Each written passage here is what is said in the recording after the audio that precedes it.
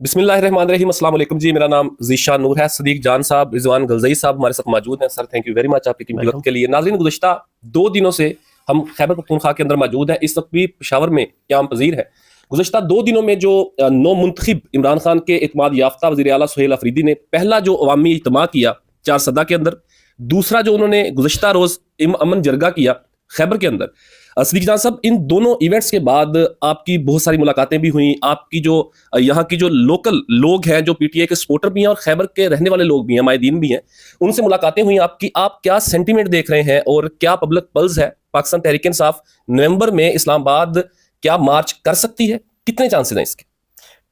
Sorry, ये मुझे mic है मेरे पास। देखें, एक तो मैं आगाज़ करना चाहता हूँ जुनैद अकबर साहब के ट्वीट से, और इस ट्वीट पे हम पहली वीडियोस में बात नहीं कर सके, इस पर बात करना बहुत ज़रूरी है। उन्होंने कहा कि इंशाल्लाह जल्द खैबर पख्तूनख्वा की तमाम सियासी जमातों के कायदीन, दोबारा, इंशाल्लाह जल्द खैबर पख्तूनख्वा की तमाम सियासी जमातों के कायदीन, साबका अरकान सूबाई असम्बली, साबिक वज़ीर आला, साबिक गवर्नर साहिबान और कबायली अमायदीन पर मुश्तमिल अमन जरगा बुलाया जाएगा, जिनमें खैबर पख्तूनख्वा की अमन अमान और आइंदा के लाहे अमल के लिए रहनुमाई ली जाएगी। हम पख्तूनों को सियासत और पार्टी लाइन से बालातर होकर मिलकर बैठना होगा और अपने मसाइल का हल तलाश करना होगा। इससे ना आप एक चीज़ देखें, मैंने रिजवान भाई जो मैंने और असदुल्ला खान साहब ने जो वीडियोस की ना, उसमें एक पॉइंट में मिस कर गया था, उसकी मैं ज़रूर पे बात करना चाहूँगा, जिसमें मैंने ये कहा था कि अगर ये टकराव और तसादुम होगा तो कौन सी हुकूमत गिर जाएगी ना, और मैंने उसमें कहा था कि केपी की हुकूमत गिरेगी, और उसके मैंने आर्गूमेंट्स भी दिए, और मैंने कहा कि वफाकी हुकूमत इसलिए नहीं गिरेगी क्योंकि वफाकी हुकूमत को अमेरिका की सपोर्ट हासिल है। लेकिन उसमें वजाहत जो है वो ये है कि अगर तो नवंबर में तहरीक इंसाफ इस्लामाबाद की तरफ जाती है, जो कि इस वक्त तक नजर आ रहा है, फिर तो केपी की हुकूमत गिरेगी। लेकिन अगर सुहेल अफरीदी साहब को 3-4 महीने मिल जाते हैं, ठीक, और जिस हिकमत अमली पे वो काम कर रहे हैं उनको 3-4 महीने मिल जाते हैं, फिर केपी की हुकूमत नहीं गिरेगी, फिर वफाकी हुकूमत की धड़न तख्ता होगा। उसकी वजह यह है कि देखें, ये जो कबायली होते हैं ना, कबायली नौजवान होते हैं या माहिदीन होते हैं या जो तंजीमी जिम्मेदारान होते हैं, अहदेदार होते हैं, उनके अंदर ये मुशावरत का बहुत ज़्यादा एक कल्चर भी है, एक रवायात भी हैं। मतलब सारे सुहेल अफरीदी इस वक्त जो हमें नज़र आ रहा है वो हर मामले में अपनी सूबाई तंजीम को ऑन बोर्ड रखे हुए हैं, पार्टी के बड़ों को ऑन बोर्ड रखे हुए हैं, उनको रिस्पेक्ट दे रहे हैं, पूरी तरह से रिस्पेक्ट दे रहे हैं। देखें, ये जो काम ये करने जा रहे हैं ना, अब आप मुझे बताएं, जब ये रिजवान भाई बुलाएंगे, साबिक गवर्नर्स को बुलाएंगे, साबिक वज़ीर आला को बुलाएंगे, तमाम सियासी जमातों को बुलाएंगे, और एजेंडा क्या है? एजेंडा है केपीके का अमन, केपीके का मुस्तकबिल, केपीके की आने वाली नस्लों के हवाले से फैसले। अब जो नहीं जाएगा वो तो उसी लम्हे जीरो हो जाएगा ना। अगर वो अच्छा वो जाता है तो भी मरता है, नहीं जाता तो भी मरता है। जाता है तो जो अक्सरियत का फैसला है वो उसको मानना पड़ेगा। नून लीग के साबिक गवर्नर चले जाते हैं, नून लीग का कोई साबिक वज़ीर आला चला जाता है, पीपल्स पार्टी के साबिक कोई ओहदेदार, मौजूदा ओहदेदार चले जाते हैं, और फैसला हो जाता है कि कोई मिलिट्री ऑपरेशन ही होगा, तो अक्सरियत का फैसला ही सारे मानते हैं ना। उसमें ये तो नहीं होता कि जिरगे के बाद भी मेरा फैसला, तुम्हारा फैसला। जिरगे में तो आप बाउंड है। अब वो नहीं जाते तो भी मरते हैं कि भाई केपी के आने वाली नस्लों के मुस्तकबिल का फैसला हो रहा है और तुम लोग जा ही नहीं रहे क्योंकि तुम्हें कॉल्स आ गई हैं। और इनकी आने वाली नस्लों को भी यह ताना दिया जाएगा कि जब वक्त था खड़ा होने का केपीके के लिए, पश्तूनों के लिए या हजारे के लोग भी केपीके के रहने वाले हैं, जब उनके मुस्तकबिल का फैसला हो रहा था तो तुम लोग भाग गए थे। तो वो भी उनके जाते हैं तो भी मरते हैं, नहीं जाते तो भी मरते। तो लिहाजा अगर 3 महीने मिल गए सुहेल अफरीदी को, जिस तरह से वो अभी देखें ना, कल उन्होंने खैबर में अनाउंस किया कि वो तमाम कबायली अजला में जाएंगे और अमन जरगे करेंगे। और इस वक्त सुहेल अफरीदी जो है ना, एक उन्होंने गलती की, खैर उनके अपने करीबी लोग भी ये समझते हैं कि उनको जो उन्होंने एमल वली साहब का नाम लिया और उन्हें मीलू या मेलू जो भी कहा, तो उनके अपने साथियों का ख्याल है कि उनको ये इस तरह से उनका नाम नहीं बिगाड़ना चाहिए। तो उसकी वजह क्या है? उसकी वजह यह है कि आप देखें, पीटीआई के सेंटीमेंट्स तो यूथ के यही है कि वो खुश हैं। उनके सेंटीमेंट्स ये है कि वो मौलाना फजल रहमान को भी मौलाना डीजल कहें, मतलब एक सेंटीमेंट्स है ना। लेकिन जो पीटीआई के अंदर जो लोग सुहेल के करीबी लोग हैं ना, जो देख रहे हैं, वो कहते हैं कि आपको पूरा सुबह ऑन कर रहा है, वोट चाहे किसी ने जेयूएफ को दिया है, नून लीग को दिया, पीपल्स पार्टी को दिया, एएनपी को दिया, आपको अपने वज़ीर आला मान रहा है क्योंकि आप उनकी बात कर रहे हैं, आप उनके माइंड्स एंड मिनरल्स की बात कर रहे हैं, आप उनके खिलाफ ऑपरेशन की बात कर रहे हैं, आप उनके बेघर होने के खिलाफ बात कर रहे हैं, आप अमन की बात कर रहे हैं, आप टूरिज्म की बात कर रहे हैं, आप वो चीजें करने जा रहे हैं जो केपीके के लोगों के लिए इंपॉर्टेंट है। तो लोग तो आपको ऑन करते हैं कि आप उनके वज़ीर आला हैं, तो आप क्यों खामखा में, और फिर एमल वली साहब ना, आप 3 में ना 13 में, आप खामखा में उनको मौका फराहम करें कि आप उनका नाम लें और आप उनका नाम बिगाड़े और वो आगे से रिएक्ट करें और अपनी सियासत के वो इरेलीवेंट है भाई। वो ना 3 में ना 13 में उनको बलोचिस्तान से तो जाके सेनेटर बनवाएंगे, बलोचिस्तान से महकला बनवाएंगे, केपीके से वो सेनेटर नहीं बन सके। जो 400 अपने घर से हार गए उनको आप जाके और उनको आप उनका नाम बिगाड़े, तो आप ऐसे लोगों को इरेलीवेंट करते हैं, आप उनका नाम ही नहीं लेते तो इरेलीवेंट हो जाते हैं। तो एक तो ये पॉइंट है जो मैंने बताया कि अगर 3 महीने इनको मिल गए तो ये जो काम कर रहे हैं ये बहुत खतरनाक है। समझ आने वालों को समझ आ रहा है कि आप तमाम कबाइलियों को ऑन बोर्ड ले रहे हैं, तमाम कौमों को ऑन बोर्ड ले रहे हैं, तमाम मज़ाहिब, तमाम मसालिक, तमाम लोगों को ले रहे हैं जो अमन पासोन हो रहे हैं, उसमें कोई किसी तंजीम का ताल्लुक नहीं है। हमने पहले भी जिक्र किया, कल हमारी जो कबाइली अमायदीन से मुलाकात हुई, उन्होंने हमें बताया कि एक सियासी इत्तेहाद है खैबर में, उस सियासी इत्तेहाद में तमाम पॉलिटिकल पार्टी शामिल हैं, तमाम मजहबी जमातें शामिल हैं, और उस सियासी इत्तेहाद का मुतफ़क्का फैसला है कि KPK में खैबर में कोई मिलिट्री ऑपरेशन काबिल कबूल नहीं है। और आपको पता है उसमें JUF भी है, उसमें बाकी भी सारी जमातें जी, ठीक है। तमाम पॉलिटिकल पार्टीज का जो अलायंस है सियासी इत्तेहाद के नाम से खैबर में, उनका मुतफ़क्का तौर पर यह फैसला है कि KPK में और खासतौर पर कबाइली इलाकों में कोई ऑपरेशन नहीं होना चाहिए। तो आप नून लीग बताए ना, कहे ना कि हम इस सियासी इत्तेहाद को, खैबर वाले सियासी इत्तेहाद से हम अलग हो रहे हैं, कहे ना पीपल्स पार्टी, कहे ना मौलाना, कहे ना ANP। Sir ground realities KPK कुछ और है। देखिए गो के फैसला इमरान खान साहब ने करना है। यहाँ पे भी दो आरा है। अक्सरियत का यह है कि हमें जो भी इकदाम करना है वो इमरान खान की मंजूरी से करना है, क्योंकि अगर हम इस्लामाबाद जाते हैं तो राना सटोला कह रहे हैं कि 26 नवंबर से ज्यादा ताकत का इस्तेमाल होगा। वो ये समझते हैं कि इसलिए इमरान खान की मुशावरत से हमें तारीख देनी चाहिए।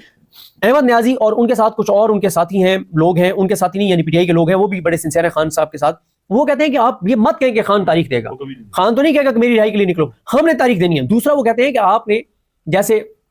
ये हुआ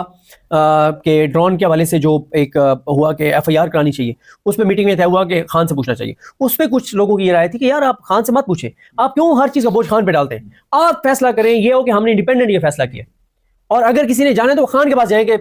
मेहरबानी करें इन्हें रोकें, ये काम ना करें। आप अपने तौर पर फैसले लें बड़े,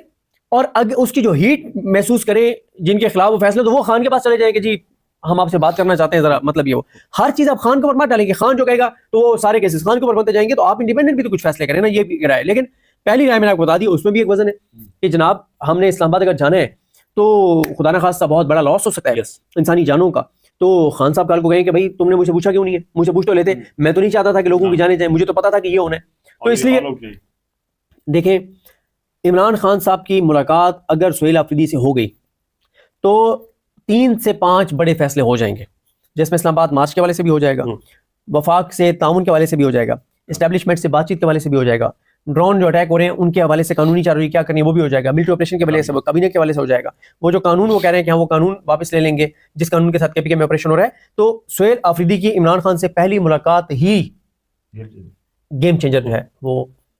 हो सकती है। अच्छा रिजवान गलज़ई साहब, सर आप जो खैबर पख्तूनख्वा का जो पॉलिटिकल एस्पेक्ट है, ग्राउंड रियलिटी है, तमाम डायनामिक्स है, उसको आप बड़ा करीबी जानते हैं। आप कोई बड़ा इवेंट हो, कोई बड़ा जलसा हो, कोई जिरगा हो, इवन कि अभी जो वज़ीर आला नौ मुंतखब वज़ीर आला सुहेल आफरीदी का जब वोटिंग का मामला था, आपने वो तमाम चीज़ें कवर की, आप बातचीत करते हैं KPK के लोगों के साथ। आप क्या देख रहे हैं कि सोमवार या मंगल की जो बात हो रही थी कि इमरान खान से मुलाकात करवाई जाएगी, राना सनाउल्लाह साहब की एक स्टेटमेंट भी आई, गुज़श्ता रोज जो खैबर के अंदर अमन जिरगे में जितनी सख्त तो मैं खैर नहीं कहूंगा, लेकिन चूंकि इस रजीम के लिए, मौजूदा हुकूमत के लिए तो सख्त तकरीर थी ना वो, अब क्या मुलाकात हो सकेगी या नहीं हो सकेगी, और वो मुलाकात के बाद क्या बड़े फैसले, जैसे सदीक जान साहब ने बताया कि 3 4 5 बड़े फैसले वो लेने जा रहे हैं, तो अगला 1 महीना या नवंबर कितना इवेंटफुल हो सकता है? देखिए ज़ीशान साहब, जो आपने बात की ना, हम ज़ाहिर है जो इस वक्त गुफ्तगू सुन रहे हैं या ग्राउंड के ऊपर जो देख रहे हैं उसी के मुताबिक गुफ्तगू कर रहे हैं। एक बात जो सदीक भाई कर रहे थे, मैं उसके हवाले से थोड़ा ये कहना चाहता हूँ कि एक इस वक्त ना वफाक के अंदर, वो सुहेल आफरीदी अपनी हर तकरीर के अंदर इस बात का जिक्र भी करते हैं कि जब से मैं आया हूँ तो मेरे ऊपर मुसलसल अटैक्स हो रहे हैं, और वो हो भी रहे हैं, ठीक है, मीडिया के ऊपर भी, और मुस्लिम लीग नून की तरफ से प्रेस कॉन्फ्रेंसें हुई, सारा कुछ हुआ, और ये तासुर एक बनाने की कोशिश की जा रही है कि वो शायद एक रबर स्टैम्प किस्म के वज़ीर आला हैं और इमरान खान उनको एक खास मकसद के लिए लेके आए हैं, और वो इमरान खान जो उनको कहेंगे वो उस तरह करेंगे। थोड़ा सा इससे हकीकत मुख्तलिफ है जो हमने यहाँ पे देखा है। वो ये है कि सुहेल आफरीदी जो है उनके पास अपने प्लान्स हैं, उनको पता है कि उन्होंने क्या करना है, और ये नहीं है कि वो हर चीज़ के लिए देखेंगे कि इमरान खान उनको बताएंगे तो वो उसके ऊपर एग्जीक्यूशन करेंगे। प्लान्स उनके पास हैं, मुशावरत वो कर रहे हैं, जैसे सदीक भाई ने कहा कि वो हर चीज़ के ऊपर बिल्कुल माइन्यूटली हर किसी को ऑन बोर्ड ले रहे हैं, तमाम स्टेक होल्डर से बात कर रहे हैं, वो कबायली अमायदीन से बात कर रहे हैं, सियासी जमातों से। जैसे अब ये कल रात खैबर पख्तूनख्वा वज़ीर आला हाउस जो है वहाँ पे एक बड़ी तवील मीटिंग हुई PTI की, और उसमें तमाम क़यादत थी, और उसी के अंदर ये फैसला किया गया कि हम सारी क़यादत को बुलाएंगे, हम सारे साबिक वज़ीर आला को बुलाएंगे, गवर्नर्स को बुलाएंगे, और ये हमारा रोड मैप होगा अमन अमान के हवाले से। दूसरी, वो अपनी लीडरशिप के हवाले से जो एहतजाजी कॉल है जो नवंबर के हवाले से बात हो रही है, उसमें उनको पता है कि क्या करना है। इस दफा पहले हमारे पास प्लान ए था तो प्लान बी नहीं था, इस दफा हमारे पास प्लान बी भी होगा, सी भी होगा, डी भी होगा। और इसमें उन्होंने ये भी कहा कि पार्टी इसको लीड करेगी, सूबाई हुकूमत इसमें स्ट्रेटेजी तब्दील है, उनके पास सारी चीजें मौजूद हैं। ठीक है, ये सवाल भी उनसे हुआ, वैसे तो ऑफ द रिकॉर्ड मुलाकात थी और उसके अंदर जाहिर है बहुत सी ऐसी चीजें थी, लेकिन ये स्पेसिफिकली इस बात पे कि क्या आप रबर स्टैंप हैं या आप हर चीज उधर से देखते हैं। और जो हमने देखा भी, वो जस्ट ये कह रहे हैं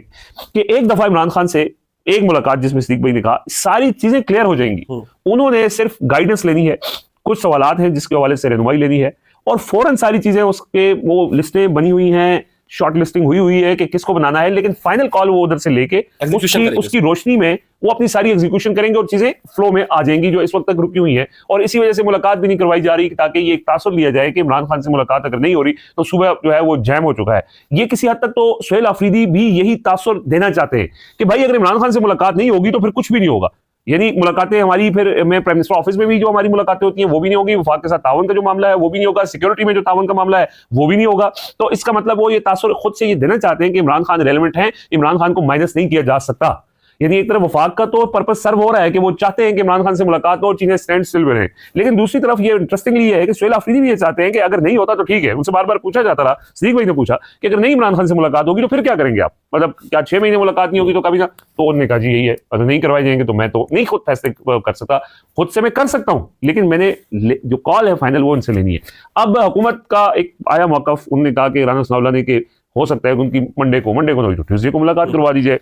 अगर ना मुलाकात नहीं भी होती, इन केस 29 नवंबर को तोशाखाना 2 केस की समाअत है, उसमें फैमिली जाएगी और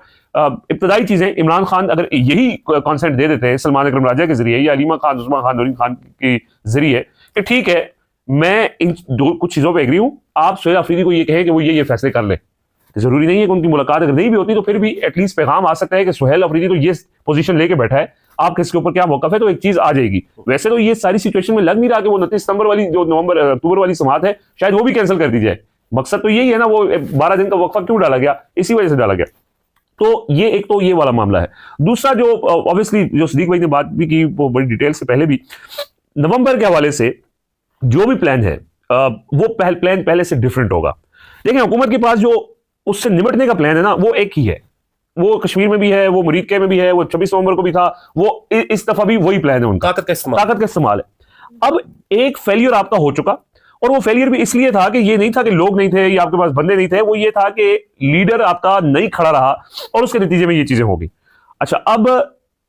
वो स्ट्रेटेजी नहीं होगी, इस दफा लीडर नहीं होगा, ये सारी सूरत हाल तब्दील होगी तो नताइज भी तब्दील हो सकते हैं, नतीजा पहले वाला नहीं हो सकता। ये इसके वाजे जो है ना वो इम्कानात मौजूद हैं। इसमें आर्गूमेंट सिद्दीक भाई ने एक जगह ये बात की है कि चूंकि ताकत है और ताकत के साथ पूरा एक ताकत का सिस्टम इंटरनेशनली भी है तो वो किसी ना किसी हद तक चीजें जो है वो डिफ्यूज हो जाएंगी, लेकिन अगर ये ट्रिगर कर जाती हैं, जो इस वक्त ये है कि बड़ी तादाद में लोग आ जाते हैं, पंजाब में जो हालात हैं, किसानों के जो हालात हैं, मुरीद के वाकये के बाद जो लोगों के सेंटीमेंट्स हैं, और पीटीआई मैनेज कर लेती है इस हद तक कि जिस हद तक पूरी तंजीम इन्वॉल्व है और वो ये भी चाह रहे हैं कि केपी के जो मसला नहीं है, हमने पंजाब से भी लोगों को भी निकालना है, उसके हवाले जो इनकी स्ट्रेटेजी है अगर उस पर अमल हो जाता है और लोग निकल आते हैं और पाकिस्तान में एक स्ट्रीट मूवमेंट का आगाज हो जाता है, तो फिर वो स्ट्रेटेजी जो इस्तेमाल हुई एक एक करके, आपने यहाँ पे लीडर को कॉम्प्रोमाइज करके कर लिया, पंजाब में उस तरह से कर लिया, कश्मीर में किसी हद तक नहीं कर सके क्योंकि वहां पे यूनिटी थी, लोग थे, वो चीज अगर यहाँ आ सकती है तो वहां पे फिर नताइज भी डिफरेंट हो सकते हैं। सो ये सारी चीजें जो है इसमें जो अगर इसको समअप किया जाए वो ये है कि वो ये कहते हैं कि मैं हुकूमत चलाने नहीं आया, मैं तब्दीली लाने आया हूं। तब्दीली किस चीज में लाने आए हैं? जो इस टाइम स्टेटस को है, जो कामयाब नहीं हो सका इमरान खान को रिहा करवाने में, जो कामयाब नहीं हो सका इमरान खान की हिदायत के मुताबिक खैबर पख्तूनख्वा में जो उन्होंने काम किए थे वो करवाने में, तो अगर तब्दीली आनी है तो इसका मतलब है वो स्टेटस को बरकरार नहीं रहेगा। तो तब्दीली का मतलब यह है कि फिर वो तब्दीली स्ट्रेटजी में भी होगी, वो तब्दीली एग्जीक्यूशन में भी होगी और नताइज में भी फिर तब्दीली का इम्कान मौजूद है। सिद्दीक जान साहब बहुत शुक्रिया सर, रिजवान गलज़ई साहब आपका बहुत शुक्रिया। नाज़रीन, 2 इज्तिमा हो चुके हैं आज करक के अंदर, पाकिस्तान तहरीक इंसाफ एक बड़ा इज्तिमा करने जा रही है, आपको वहां से भी हम नजर दिखाएंगे। दोबारा भी सिद्दीक जान साहब से, रिजवान साहब से टाइम लेने की कोशिश करेंगे, अपने कीमती फीडबैक से जरूर कीजिएगा। पाकिस्तान जिंदाबाद।